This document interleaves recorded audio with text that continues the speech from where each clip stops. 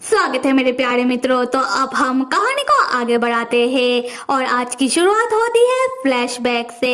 बात है एक दिन आगे की। Master Hong black mountain valley में राक्षसा अम्ब्रेला को देखकर ब्लैक माउंटेन वैली के अंदर चले आते हैं और ब्लैक माउंटेन वैली में चलते हुए राक्षसा अम्ब्रेला को देखकर मने मन कहते हैं कि यहाँ पर राक्षसा अम्ब्रेला मेरे सीनियर जंग लाओ ने बनाया है, यहाँ की राक्षसी औरे को इस प्लेस से दूर रखने के लिए। और जैसा कि फैन ने बताया, क्या ऐसा सच में हो सकता है कि मेरे सीनियर जंग लाओ मरे नहीं हो, वो अभी भी यही के ही जिंदा हो। मुझे लगता है कि मुझे ब्लैक माउंटेन वैली के और अंदर जाकर खुद ही मेरे सीनियर जंग लाओ को ढूंढना चाहिए। उसके बाद मास्टर होंग अपने सीनियर को ढूंढते हुए ब्लैक माउंटेन वैली के अंदर चले जाते हैं, जहां मास्टर होंग का सामना होता है बहुत सारे जंगली बिस्ट से। जंगली बिस्ट मास्टर होंग को देखते ही उनके ऊपर हमला करने के लिए उनके पीछे पड़ जाते हैं। मास्टर होंग तब अपनी शक्तियों का मदद से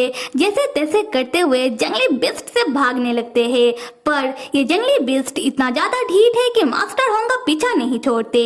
मास्टर होंग तब मनी मन सोचने लगते हैं कि मेरे सीनियर जंगलाओं ने ऐसी चीजों को बचाने के लिए यहाँ राक्षसा अम्ब्रेला बनाया है। सच में मेरे सीनियर बहुत ही दयालु है। फिर मास्टर होंग भागते हुए रुक जाते हैं क्योंकि उनके आगे एक दानव और भी जंगली बिस्ट को ले आकर उनके सामने खड़ा हो जाता है।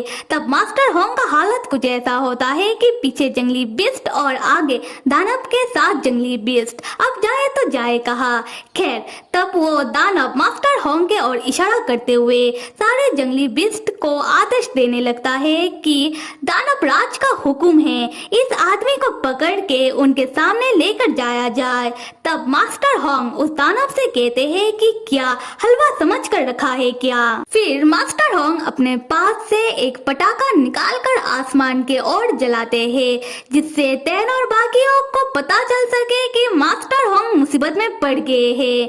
खैर उसी वक्त मास्टर होंग के पीछे से दानव राज आता है, जो मास्टर होंग को पकड़ के बेहोश कर देता है और मास्टर होंग के कान में कहता है कि मेरे प्यारे होंग चलो मेरे साथ।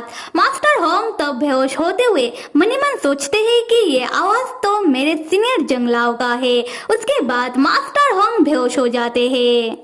यहाँ से हम प्रेजेंट में आते हैं, जहाँ दानव राज ने मास्टर होंग को पकड़ के रखा है और मास्टर होंग दानव राज के ऊपर चिल्ला रहे थे। मास्टर होंग दानव राज से कहते हैं कि तुम कौन हो, तुम मेरे सीनियर जंगलाओ नहीं हो सकते।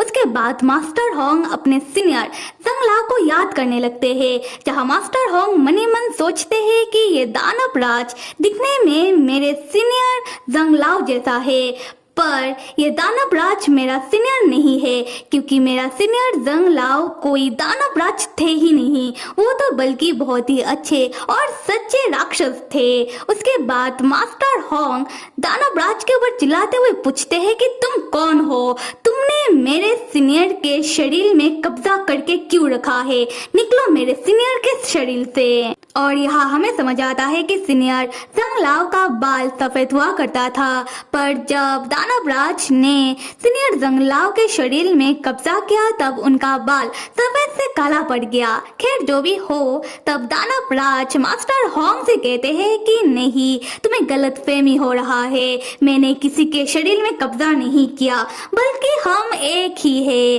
और हाँ, क्या है इस आदमी का नाम फैन। हाँ, अगर इस आदमी ने तुम्हारे सीनियर जंग लाओ के आत्मा को नहीं चुराया होता तो आज तुम अपने सीनियर जंग लाओ से भी मिल पाते। तब हम अंकल फैन को देखते हैं जो जंगली बिस्ट से लड़े जा रहे थे। खैर ये सुनकर अंकल फैन मास्टर होंग को चिल्लाते हुए बताने लगते हैं कि होंग, ये दानव राज तुमसे झूठ कह रहा है, ये दानव राज तुम्हारा सीनियर जंगलाओ नहीं है, ये जो भी तुमसे कह रहा है ये सच नहीं है। मास्टर होंग तब देखते हैं कि अंकल फैन के पीछे से एक जंगली बिस्ट तेजी से आकर अंकल फैन के ऊपर हमला करके उन्हें बहुत बुरी तरीके से घायल कर देता है। ये देखकर मास्टर होंग घबरा जाते हैं और अंकल फैन का नाम लेते हुए चिल्लाने लगते हैं कि फैन, दानव राज तब मास्टर होंग से कहते हैं कि मेरे प्यारे जूनियर शांत हो जाओ, अभी तो बस खेल शुरू ही हुआ है। तब मास्टर होंग को गुस्सा आ जाता है और मास्टर होंग कहने लगते हैं कि मेरे सीनियर जंगलाव ने राक्षसा अम्ब्रेला यहाँ के जंगली बिस्ट और जानवरों को बचाने के लिए बनाया था, जिससे वो लोग कहीं गलत राह पर ना चले जाए। और तुम क्या कर रहे हो? तुम्हारे कारण तो पहले ही जंगली बिस्ट गलत राह पर चल चुके हैं। और सिर्फ इतना ही नहीं, तुमने मेरे सीनियर के शरीर में कब्जा करके उनके शरीर को नष्ट कर रहे हो। तुम अनग्रेटफुल बुज़दिल आदमी कहीं के। दानव राज तब गुस्से में आकर मास्टर होंग के गले को पकड़ लेते हैं और दबोचते हुए मास्टर होंग से कहते हैं कि क्या मैं अनग्रेटफुल, मैं बुज़दिल और तुम क्या हो? तुम कमजोर राक्षस कहीं के। तुम्हें क्या पता, अगर मैं नहीं होता तो तुम्हारा सीनियर जंग लाओ बहुत पहले ही राक्षसी औरे के कारण मिट गया होता।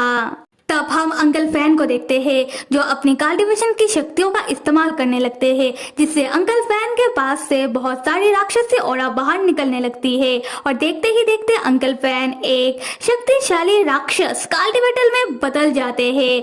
तब हम मास्टर होंग को देखते हैं जो दानव राज के चंगुल से खुद को छुड़ाने की कोशिश कर रहे थे। मास्टर होंग तब अंकल फैन को देखकर चौंक जाते हैं और मनी मन सोचने लगते हैं कि ये क्या, फैन ने राक्षसी औरे के साथ राक्षसी कल्टीवेशन कब किया और कैसे? तब अंकल फैन बहुत ही तेजी से दानव राज की ओर बढ़ते हैं और अपनी पूरी शक्तियों के साथ दानव राज को दूर फेंकते हैं और मास्टर होंग को बचा लेते हैं। अंकल फैन मास्टर होंग को अपने बाहों में उठाकर वहां से भागते हुए दूर ले आकर खड़े होते हैं। तब अंकल फैन मास्टर होंग के साथ मजाक करने लगते हैं कि होंग, तुम्हारा कमर तो बहुत पतला हो गया है। मास्टर होंग कहते हैं कि फैन, अपना ये मुंह बंद रखो, वरना मैं तुम्हें इन जंगली बिस्ट के बीच फेंक दूंगा और मरने के लिए यही छोड़कर चला जाऊंगा। अंकल फैन कहते हैं कि होंग, तुम ऐसा नहीं करोगे क्योंकि तुम्हारे आंखों में साफ साफ दिखाई दे रहा है कि तुम्हें मेरा फिक्र हो रहा है, पर तुम मेरा फिक्र मत करो, मैं बिल्कुल ठीक हूँ और मैं इतनी आसानी से नहीं मरूंगा। मास्टर होंग कहते हैं कि तुम चुप रहो और तुम ना गलतफहमी पालना बंद कर दो, मुझे तुम्हारा फिक्र बिल्कुल नहीं हो रहा। अंकल फैन कहते हैं कि होंग, अगर तुम्हें मेरा फिक्र नहीं होता तो तुम मेरा फिक्र करते हुए पाताल लोक की लाइन के सिल के अंदर क्यों आते? मास्टर होंग कहते हैं कि अपना बकवास बंद करो और यहाँ से जल्दी निकलो। अंकल फैन कहते हैं कि होंग, अगर मैंने तुम्हारे सीनियर जंगलाव को बचा लिया, उसके बाद हम सब यहाँ से बाहर निकलते हैं, क्या उसके बाद तुम मुझसे शादी करोगे?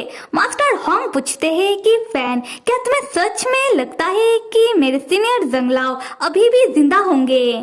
तब अंकल फैन और मास्टर होंग देखते हैं कि दानव राज जोर जोर से चिल्लाने लगता है और दानव राज अपने असली फॉर्म में आने लगता है। दानव राज के पीछे से बहुत सारे बड़े और डरावने हाथ बाहर निकलने लगते हैं। ये देखकर मास्टर होंग अंकल फैन से पूछते हैं कि फैन, हो क्या रहा है? यहाँ हम अंकल फैन को देखते हैं जो समझ जाते हैं कि क्या हो रहा है। अंकल फैन तब मनी मन सोचने लगते हैं, मैंने अपनी सारी शक्तियां लगा दी राक्षसा अम्ब्रेला को तोड़ने के लिए, ये सोचकर कि बाकी जंगली बिस्ट और दानवों की तरह राक्षसी औरा से ये दानव राज भी समय के साथ कमजोर पड़ जाएगा। पर ऐसा कुछ नहीं हो रहा, बल्कि ये दानव राज तो और भी शक्तिशाली बनता जा रहा है। अब मेरे पास बस एक ही रास्ता बचता है, अब इस दानव राज को मारना ही पड़ेगा। अंकल फैन तब मास्टर होंग को जोर से हक करने लगते हैं। ये देखकर मास्टर होंग पूछने लगते हैं कि फैन, तुम कर क्या रहे हो? देखो, कुछ भी ऐसा वैसा करने के बारे में मत सोचना। अंकल फैन कहते हैं कि होंग, तुम बस मेरा इंतजार करना, क्योंकि अब तो मुझे भी डर लग रहा है।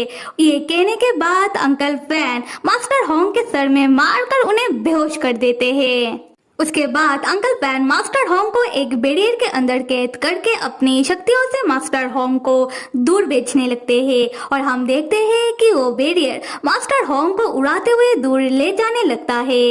फिर अंकल फैन दानवराज की ओर बढ़ने लगते हैं। तब दानवराज के सारे डरावने हाथे अंकल फैन के ऊपर हमला कर देते हैं और अंकल फैन को रोकने की कोशिश करने लगते हैं। अंकल फैन तब उन हाथों को काटने लगते हैं और अंकल फैन बहुत ही गुस्से में दानवराज से कहते हैं कि दानवराज, मैंने तुमको कहा था ना कि मेरे होंग को मत छूना। तुमने तो सिर्फ मेरे होंग को छुआ ही नहीं, साथ में मेरे होंग को मारने की भी कोशिश की। अब तुम सब मरने के लिए तैयार हो जाओ। तो फिर मेरे प्यारे मित्रों, जल्दी से कमेंट करो और बताओ कि कौन कौन है जिनको इस कहानी का अगला भाग चाहिए, और कहानी को आगे देखने के लिए लाइक कर दो, सब्सक्राइब करो। Till then stay with me and see you.